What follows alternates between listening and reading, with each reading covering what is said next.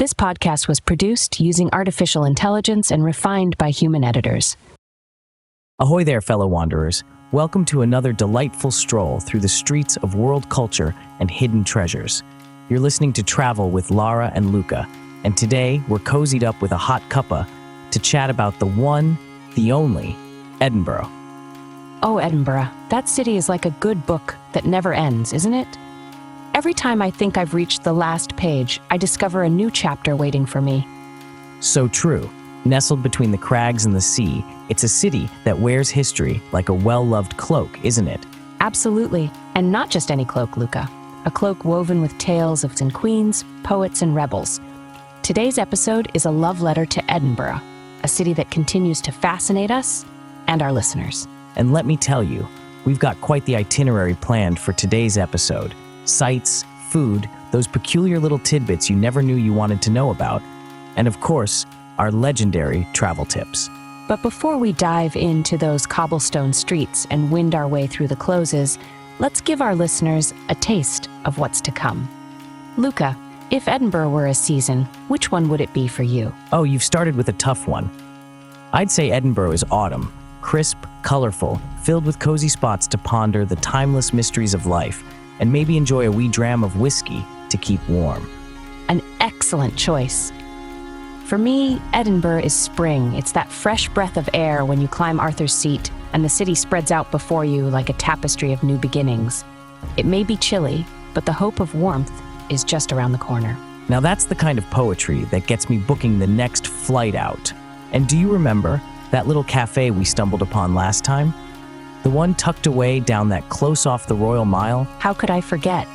It was like we found the heart of Edinburgh, beating away beneath the tourist hustle and bustle. Friends, we'll be revealing more of these personal treasures all throughout today's show. Indeed, and speaking of personal treasures, let's not forget the rich Scottish cuisine. From the hearty to the, well, rather adventurous, haggis, I'm looking at you. Our segment on Edinburgh's delicious cuisine promises to be a mouth-watering affair. Plus, we've got the hidden gems, those magical spots that even the locals might not know about. These are the places that make Edinburgh truly one of a kind. It always surprises me how a city so known for its festivals and fireworks can still have so many secrets left unshared. Yes, the kind of secrets we'll be sharing with our listeners today. But let's not get too caught up yet. We've barely scratched the surface. After our hidden gems, we'll edge into the must-see places. Tell me, Luca, if you had to recommend one must-see place for our first-timers in Edinburgh, what would it be? The National Museum of Scotland, perfect for a rainy day. And let's be honest, in Edinburgh, you'll encounter a few of those. It's a trove of wonders from across the world and across the ages. A compelling choice. I'd have to go a tad darker, though, the Edinburgh Vaults. There's nothing quite like delving into the underbelly of a city to understand what really makes it tick. And speaking of ticking, we can't forget about the array of weird facts waiting for our listeners in today's show. From body snatchers to eccentric traditions, Edinburgh's history is littered with oddities that you'll hardly believe are true. But of course, we'll only share the absolute facts. Cross our hearts. And I can't wait to dive into those stories because every time there's something new that just blows my mind. From the weird to the wonderful and on to the whispers of history, we'll journey through Edinburgh's past, recounting the moments that have shaped this city through the centuries. We'll march alongside the famous figures who walked these streets, some whose names echo within the walls of Edinburgh Castle, while others lurk in the shadows of its grand stories. And after feasting on history, we'll serve up some of our expert travel tips. You know, the nitty-gritty that turns a good trip into a legendary adventure. Ah yes, the real gold of our chat today. We'll be your personal tour guides, pointing out the best times to visit, how to dodge those pesky tourist traps, and how to make your stay in Edinburgh as smooth as Cascade Scotch. We've got all this and more lined up, but let's not spill all the beans just yet. Stick with us as we segue into our first full segment, where we'll explore Edinburgh's iconic sights, those images that conjure Edinburgh in the mind's eye of dreamers the world over. From the majesty of the castle watching over the city to the vibrant lifeblood that is the Royal Mile, we're about to unveil the top vistas that must be seen to be believed. Don't go anywhere. The tour is just about to begin.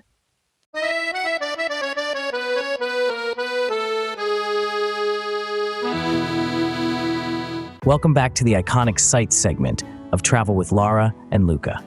We're about to explore the crag and tail, the stone tapestry of Edinburgh, and where better to start than the crown jewel of the city, Edinburgh Castle. Standing majestically on Castle Rock, it's been a pivotal point in Scottish history. A royal residence, a fortress, and witness to so many sieges. Imagine the footsteps echoing in the Great Hall, Luca. Kings, queens, soldiers. If walls could talk. Oh, but they do, Lara, through their silent strength. Remember that tiny dog cemetery in the castle grounds for the regimental mascots? Oh, such a heartwarming spot. Now, transitioning from the heights, let's wander down the Royal Mile. Hustle and bustle, like nowhere else, eh?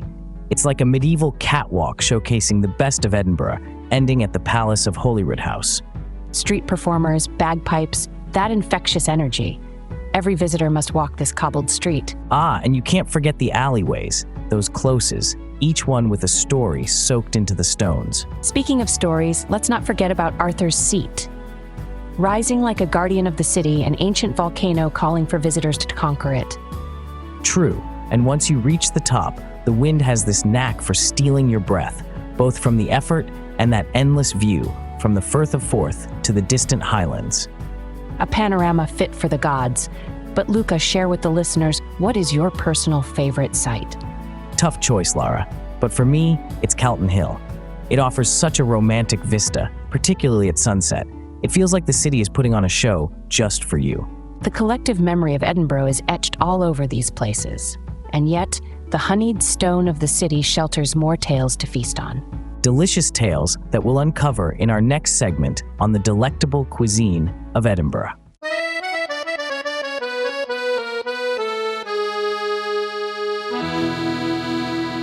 And we're back to Travel with Lara and Luca. This segment, we're diving into the mouth-watering world of Edinburgh's delicious cuisine, which honestly deserves a drum roll. Oh, Luca, I couldn't agree more. Now, when you think of Scottish cuisine, what's the first dish that pops into your head? It has to be haggis, right? I mean, it's practically the national dish. Absolutely. Haggis, neeps, and tatties. That's haggis, turnips, and potatoes for the uninitiated. And you remember the first time we tried it? How could I forget? There was that mix of apprehension and excitement. But once I took a bite, it was this incredible blend of savory, peppery. It's comfort food, but with its own unique twist. Right. I find that a lot of people might be put off by what haggis is made of, but it's such a traditional, heartwarming dish once you taste it. And with a wee dram of whiskey. Now you're speaking my language. The whiskey really brings out the flavors in the haggis. Speaking of which, have you found your favorite spot for a true Scottish meal in Edinburgh? That's like asking me to choose a favorite child, Luca.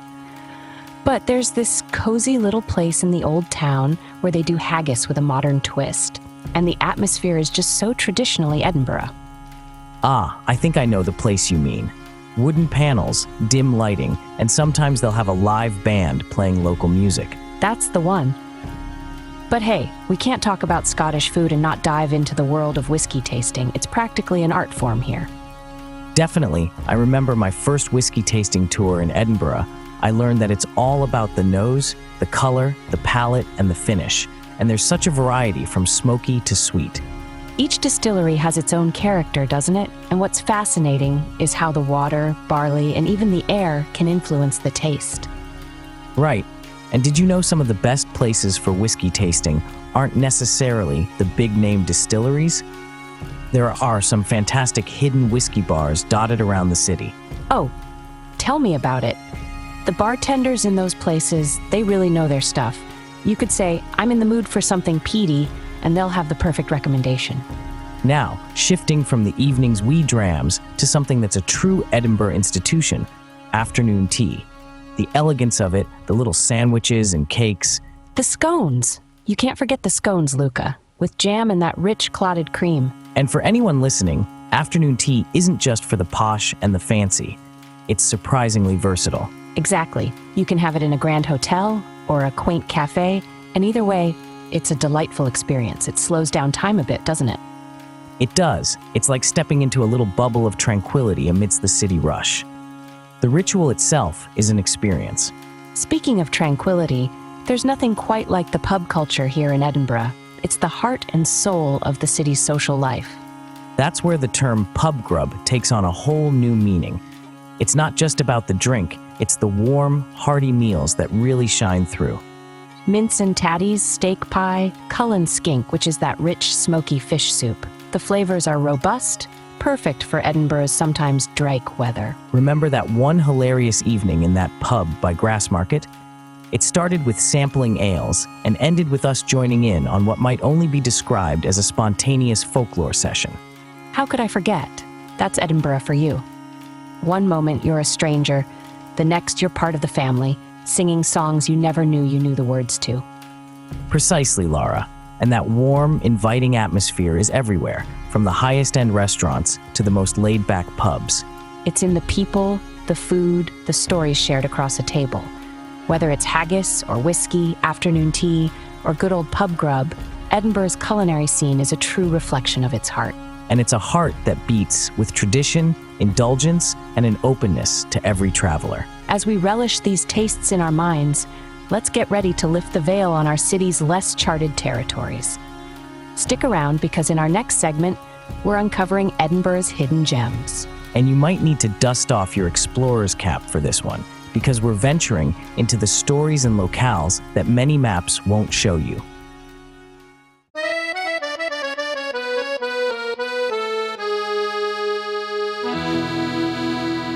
Welcome back, dear wanderers. We've gallivanted through Edinburgh's culinary delights and iconic sights. But now, let's share the city's best-kept secrets. Edinburgh's hidden gems. These are places only locals might whisper about, or you'd miss if you blinked while passing by.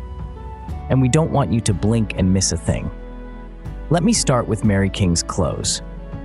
Have you ever walked down the Royal Mile and felt a cold draft suddenly? Oh, Edinburgh is infamous for those cheeky chills.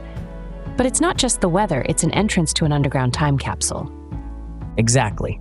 This historic close was once open to the skies and bustling with life, and it's said that the spirits of the past linger there.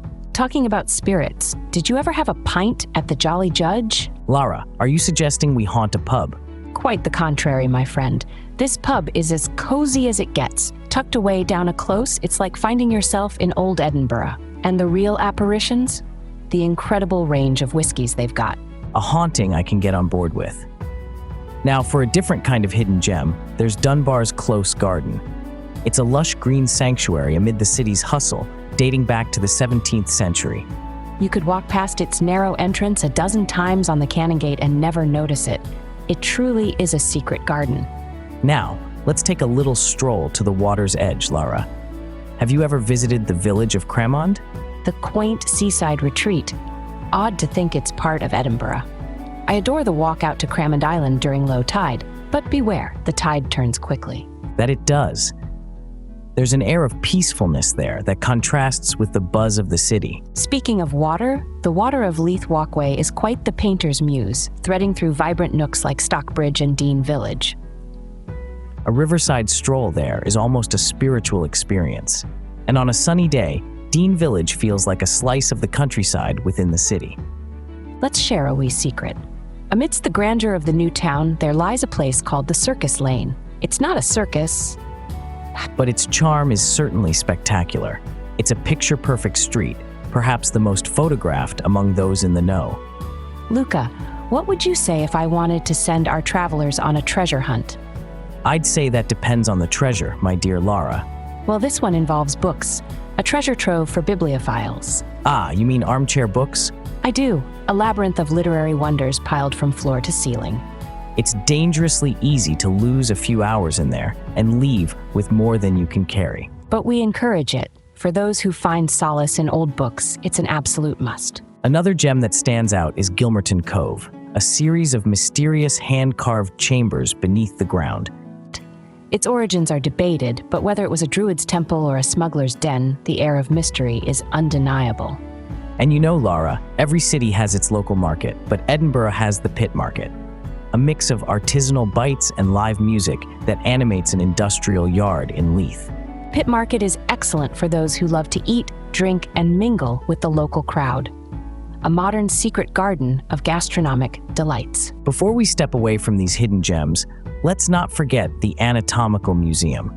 It's only open on the last Saturday of each month, but it's an intriguing peek into medical history. Fascinating, albeit not for the faint-hearted. Now, if you're into quiet contemplation, Dr. Neil's Garden is another sanctuary nestled beside Duddingston Loch, where tranquility is king. Or should we say, where tranquility is garden. If you're ever there, take a moment to just sit and be. It's a poetic experience. These are just a few glimpses into the city's secret pockets, places with stories whispered on the wind, and little gems waiting to be found by those who dare to explore beyond the guidebooks. After uncovering these hidden treasures, it might be hard to believe Edinburgh can surprise you further. But on that note, get ready to explore even more surprises in our next segment, Edinburgh's must-see places. Because as we all know, Edinburgh refuses to be outdone.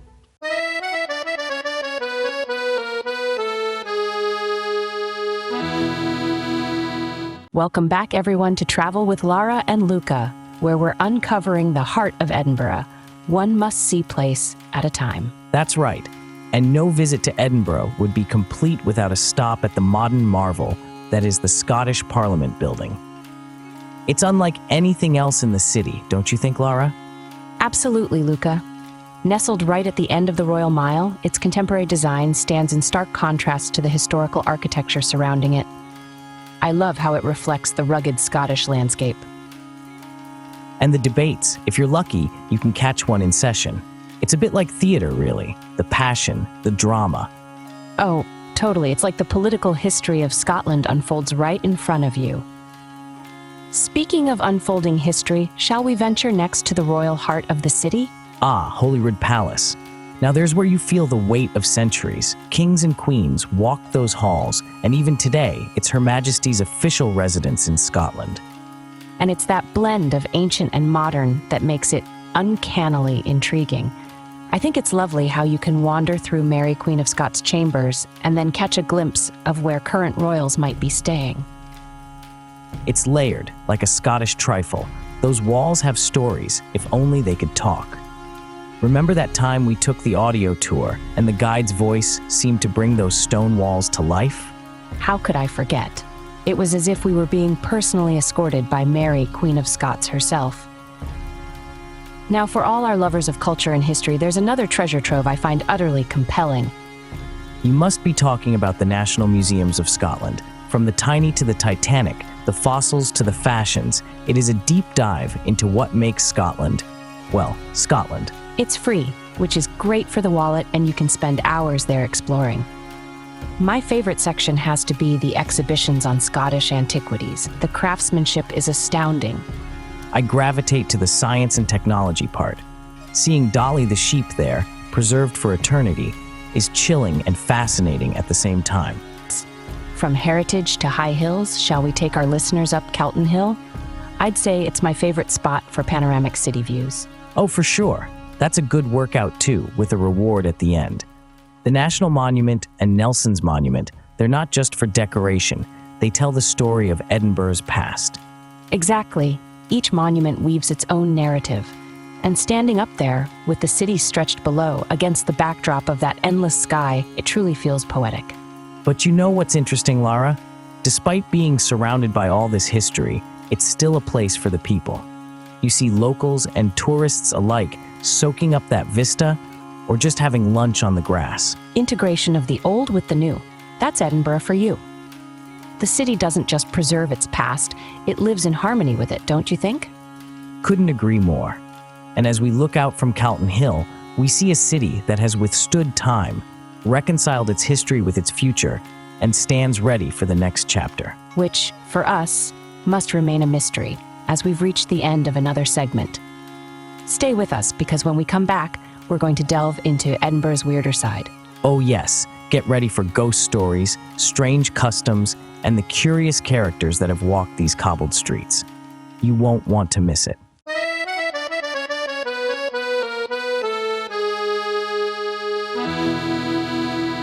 This is Travel with Lara and Luca, and now we waltz into the whimsical world of Edinburgh's weird facts. Ready to dive into the city's closet of skeletons and hidden curiosities, Luca?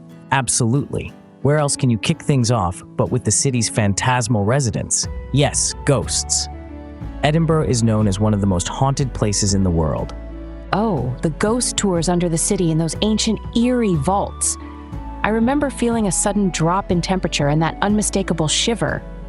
Ah yes, the chill of the supernatural. Or was it just the Scots' frugality with heating?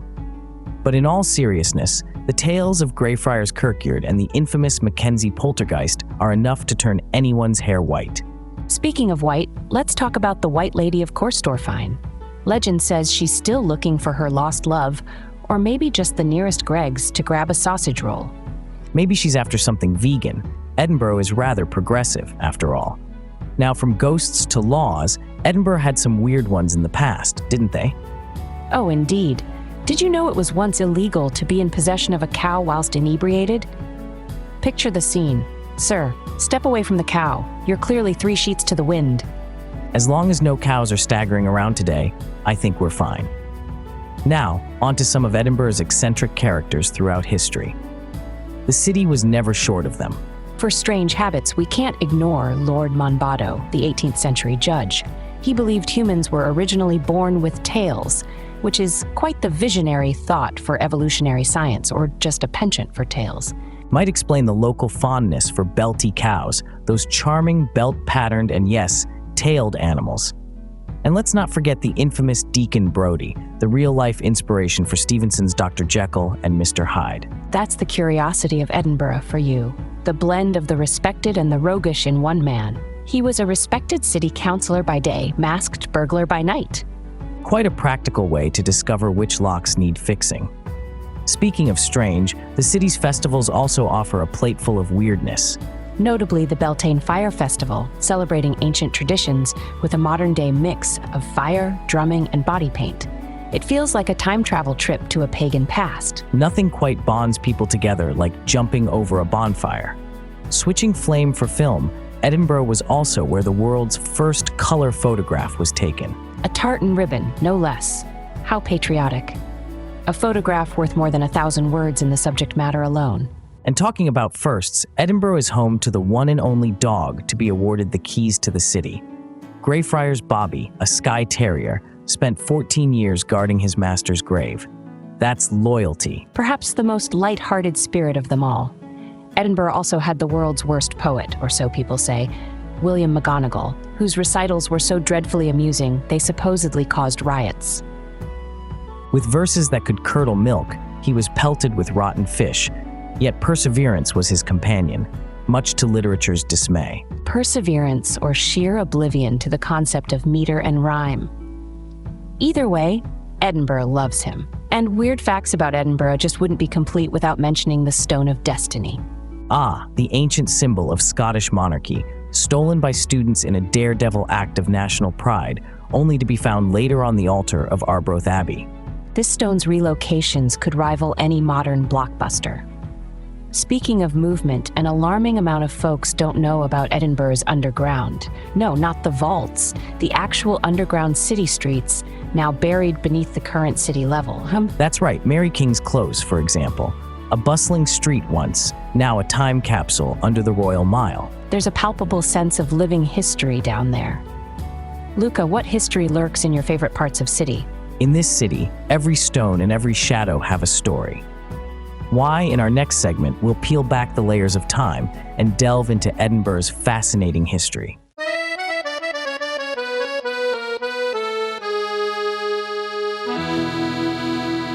All right, history buffs. This segment is for you. We're diving into Edinburgh's storied past, where every cobblestone and corner holds a tale. To start, it's essential to trace the city's origins. You know, Edinburgh wasn't always the bustling capital of Scotland as we know it. Absolutely. The area's first known settlement dates back to Roman times when it was just a hill fort. But the name Edinburgh itself comes from the Old English for Edwin's Fort. Ah yes, Edwin, the king of Northumbria, known for his castle built on what is now known as Castle Rock. Jump a few centuries ahead, and Edinburgh becomes a royal burgh in the 12th century under King David I. And what a strategic location, right? With the castle perched high up on the volcanic rock, it had a natural defense. That's right, Luca. The castle withstood several sieges, probably more than any other place in the British Isles. It has this resilience that defines much of Edinburgh's history. Speaking of sieges, let's talk about the Lang Siege, the longest in Edinburgh's history. It lasted from 1571 to 1573 during the reign of Queen Mary of Scots. Incredible time. Her supporters held the castle against the opposition and bombarded the city. Pieces of a giant cannon, used back then, Monsmed, can still be seen at the castle today. Fast forward to 1603, and we've got King James VI of Scotland also becoming James I of England, uniting the crowns and eventually leading to the creation of Great Britain. That's a pivotal moment. Although London became the political powerhouse, Edinburgh continued to flourish, especially during the Scottish Enlightenment. Oh, the Enlightenment. Edinburgh was a hot spot for intellectual and scientific achievements in the 18th century, earning the nickname Athens of the North. Think of figures like the philosopher David Hume or the pioneering economist Adam Smith. Their ideas were hatched right here in the coffeehouses and salons of Edinburgh. Ideas that are still influential today. Adam Smith's The Wealth of Nations is considered the Bible of capitalism. But not all was rosy. Edinburgh also faced the darker side of history, like the infamous body snatchers Burke and Hare in the 19th century. Ah, those gruesome twosome to say the least. They provided bodies for the anatomy class of Dr. Robert Knox, preying on the gray area between law and medicine's needs. Their crimes led to a public outcry and eventually the Anatomy Act of 1832, which reformed how medical schools obtained cadaver specimens. But let's pivot to something a bit less macabre. The Victorian period saw Edinburgh expanding massively. The new town, which is anything but new these days, was a marvel of city planning and Georgian architecture. Right, and that contrasted greatly with the Old Town, which by then had become rather rundown and crowded. It's amazing to see how these two halves of the city reflect different eras. Let's not forget the role Edinburgh played during the World Wars, becoming a hub for military strategy and hosting thousands of troops. True, Luca, it shaped the city's social fabric, bringing about massive changes from the role of women to technological advances.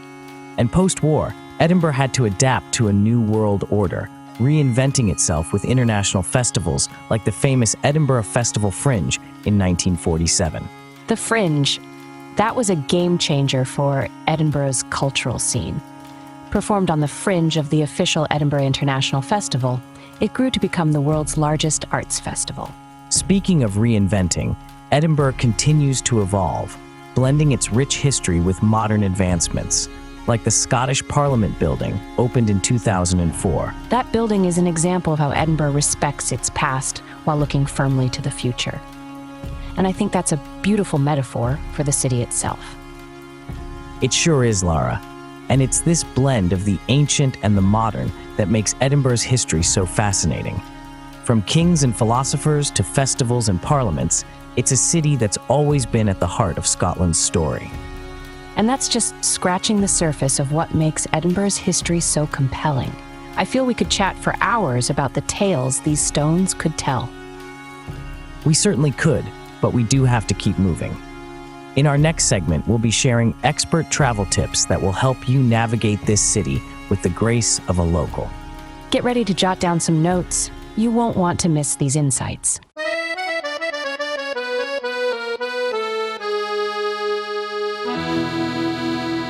Here we are in our 7th inning stretch. If there was ever such a thing in podcasting, right, Luca? Absolutely, Lara. And it's time for expert travel tips, because who doesn't like to travel smart? Exactly. And speaking of smart, let's kick things off with the best time of year to visit Edinburgh. Luca, spin that yarn of seasons for us. Oh, the Scottish weather. Where to begin? I'd say start your adventure in late spring, like May. It's when the city blooms, literally, and the chill starts to lift off. I'm a fan of autumn, myself. The city is awash with golden hues, and the tourist crowds have thinned out just enough to enjoy the winding streets more peacefully. Can't argue with that. Now, for all the aspiring winter warriors out there, December in Edinburgh is simply magical, with Christmas markets that make the city look like a scene straight out of a Dickens novel. But let's not forget the world-famous Edinburgh Festival Fringe in August. Just be ready for the city to be buzzing with life and indeed tourists. Speaking of buzzing, navigating the city can be daunting with all that activity. What's your go-to transport tip, Lara? Foot power, my friend. Edinburgh is such a walkable city, and for those longer treks, the buses are your best bet. Grab a day ticket and hop on and off as you please. And for a more scenic route, don't miss the tram. It's especially handy when coming in from the airport or when your feet are just plain tired. Speaking of tired feet, nothing beats knowing you've got a cozy place to crash. Accommodation hacks, Luca? Lay them on us. The age-old question of where to lay one's hat. If you're all about that nightlife and history, stay central. Old Town or New Town, you can't go wrong. On a budget, look slightly outside the city center. Places like Leith offer a different vibe and can be softer on the wallet. And for those looking for something longer term or more spacious, I can't recommend vacation rentals enough. Your own wee home away from home. True that. Now then, festival survival. You're the veteran here, Luca. My pleasure. Okay, folks, the Fringe is an endurance event. Plan your shows in advance and don't underestimate the power of comfortable shoes. And remember to book those tickets early when you can. Popular shows sell out faster than haggis on Burns night. Also, do carve out some downtime amid the festival frenzy. A quiet stroll in the Princess Street Gardens can be just the respite your spirit needs. And the Fringe isn't the only show in town. Keep an eye out for book festivals, film fests, and the jaw-dropping military tattoo. Now, before we wrap up, we can't forget about those side excursions, those delightful day trips, and nearby nooks to explore. Yes, the promise of locks and castles not too far off awaits. But let's keep that chat for our next segment, shall we? Absolutely, Lara. Secrets of the surrounding landscape are coming up next, folks. Stay tuned for enchanting side trips just beyond Edinburgh's cobbled streets. So grab your maps and we'll meet you on the other side of the music, eager to uncover more treasures together.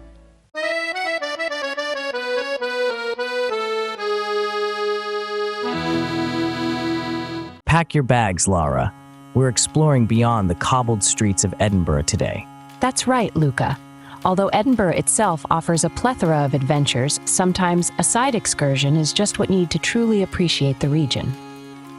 Absolutely, Lara. And one of the easiest day trips has to be a visit to the Scottish Highlands. Imagine the sprawling landscapes right out of a scenic postcard. You're spot on, Luca. Those majestic mountains, deep lochs, and myths of the infamous Nessie at Loch Ness could keep anyone captivated for days. Speaking of Loch Ness, have you ever tried spotting Nessie? I spent hours by the lake with binoculars, and all I got was a fantastic view. I have. Though the closest thing to Nessie I saw was a questionable ripple in the water and a floating log. I did love the historic Urquhart Castle on the loch's shores, full of stories and sieges. Now, if we're talking castles, Stirling is a must-visit. The Stirling Castle, where several Scottish kings and queens were crowned, including Mary, Queen of Scots. Yeah, and it's not just about the past. The views from the castle terrace are something else. You get this commanding look over the River Forth, and if you squint, you almost feel like a part of history, watching for invasions. From looming highlands to charming historic towns, the royal burgh of Culross is like stepping back in time with its 16th century charm. The streets feel like they've been captured in amber, don't they? They do. It's like the townsfolk just decided, modern times, no thank you, and kept everything beautifully preserved. And that's what makes Scotland such an enjoyable tapestry of times and tales. Now, Lara, do you have a special spot along the coast you'd like to share? Oh, I'm glad you asked, Luca. North Berwick is a seaside gem where the term fresh seafood takes on a whole new meaning when you sample it directly from the harbor. I can still taste the oysters and the tang of the sea, a flavor you really can't get anywhere else. And you can't miss the Scottish Seabird Centre, especially if puffins are deciding to grace you with their presence. Puffins are such characters. I also love climbing up the North Berwick Law just to get that breathtaking view of the Firth of Forth and maybe spot some islands in the distance. Speaking of views, let's move from the coast to nature's bounty. The Pentland Hills are just a stone's throw from the city and offer encounters with waterfalls, wildlife, and idyllic landscapes, which, funnily enough, are a backdrop to my most embarrassing hiking story. Oh no, Luca. Not the one where you chased after what you thought was a rare bird, but it turned out to be someone's hat? The very one.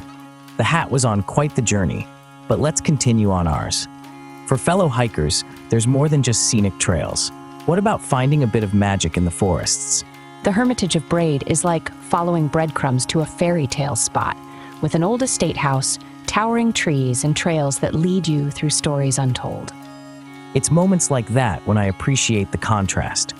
1 minute, you can be navigating city life, and the next, you're in the embrace of nature's narratives that not only tell you about the geography, but whisper about the people that have passed by. Well spun, Luca. But let's not forget about places that even the sea itself admires. That's where the Tantallon Castle comes in. Defiantly perched on the edge of cliffs with the waves crashing a symphony against the rocks. A symphony, indeed. But if the sound of the sea is too strong for you, try Melrose Abbey in the Scottish borders, an ancient ruin that's seen the melody of centuries pass by. It's said that the heart of Robert the Bruce is buried there. And you can feel the history throbbing through the old stones, can't you? Yes, it resonates with an almost tangible reminisce. And while we might be tempted to stay in these moments of history, it's also sweet to return to the present, to Edinburgh with arms wide open, ready to welcome us back. Speaking of returning, I bet our listeners can't wait to hear about the more obscure parts of the city's past that we're going to unveil in the next segment. Weird facts are coming. Indeed, and there's no shortage of oddities and surprises. Edinburgh's history has many facets, some sparkly and others, well, delightfully strange.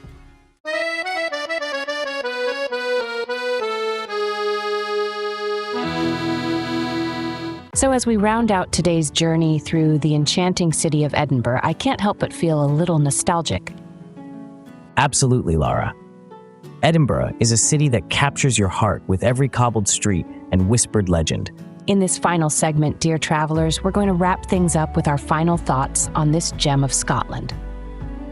And maybe share a few last whispered words from Auld Reekie herself. Iconic sights, the savory flavors of Scottish cuisine, the secret spots only the locals know about, we've covered them all. And let's not forget the weird facts that make this city truly one of a kind. Like the famous tale of Greyfriars Bobby, the loyal dog that stood watch over his owner's grave for 14 years. If that's not a testament to Edinburgh's power to inspire loyalty, I don't know what is. Or that Edinburgh was once known as Auld Smoky because of the great plumes of smoke that would escape from the chimneys of every house and rise above the city. That's quite the image, Luca. And while we're on the subject of smoky tendrils, I can't help but remember the warmth of the city's pubs we talked about in the delicious cuisine segment. Those cozy nooks define the word higgy before it was even a thing. The hearty laughs, the clinking of glasses, and the stories that have been exchanged over a wee dram of whiskey. And the stories we've exchanged today. From the high ramparts of the castle where battles were plotted, to the ghostly enclaves that made us question the rustle behind us. Speaking of ghostly, remember that odd fact about the Stone of Destiny and how it was stolen? Stolen and then mysteriously returned, as if by the hands of the city's shadowy past. But it's not all ghostly ghouls and ancient stones. It's also the thrum of history, the march of progress beneath Calton Hill. And the laughter that echoes during the fringe when the city transforms into the stage of the world. Edinburgh truly is a city where history and modernity, the mystical and the everyday, dance a tireless waltz. As we gear towards the end of this podcast, I think it's important to remember that no matter where you go in Edinburgh, you're stepping into a story. Every alleyway, every monumental building, every tranquil garden has a voice ready to tell you its tale. Travel tips have been shared, so I hope we've made the thought of navigating Edinburgh a touch less daunting and a lot more intriguing. Get lost in it, find a quiet spot, and just listen to the city breathe. To our listeners looking for a little more adventure, the Scottish Highlands await just outside the city limits for your next escapade. Castles shrouded in mist, locks that mirror the sky, and untold adventures, they're all calling. But as the final minute of the show ticks away, it's time to say goodbye to Edinburgh for now. And what a send-off it's been. I already can't wait to come back. Maybe we'll return to explore even more stories hiding in Edinburgh's nooks and crannies. Or perhaps we'll regale our listeners with tales from another city, another time. To everyone who joined us on this episode, thank you. Your ears and your wanderlust are what make this journey so enjoyable. Share your stories with us. We would love to hear your Edinburgh tales. And until we meet again, keep chasing those horizons and seeking out the magic in every city. Next time, we'll be your guides through another captivating location, where imaginations roam free and history speaks. So pack your bags, mentally at least, and join us as we uncover more secrets and tales. It's goodbye for now.